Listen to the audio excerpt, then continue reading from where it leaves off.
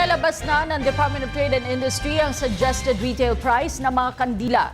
Dito bahagyang tumaas na ang presyo ng mga kandila halos isang buwan bago ang undas. Si George Bandola ang ating tagapagbalita. Tumaas na ang presyo ng mga kandila isang buwan bago ang undas. Sa ipinalabas na suggested retail price ng Department of Trade and Industry, tumaas na ng piso hanggang 125 ang presyo ng mga kandila mula sa dalawang kilalang candle manufacturers. Ayon kay Trade and Industry Undersecretary for Consumer Protection Group Victor Mario Dimagiba, dahil ito sa pagtaas ng paraffin wax, isa sa pangunahing sangkap ng paggawa ng kandila mula sa 2.06% hanggang 2.442%. Pinapaalalahanan ng mga consumer na i-report ang mga nagbebenta ng mahal na kandila.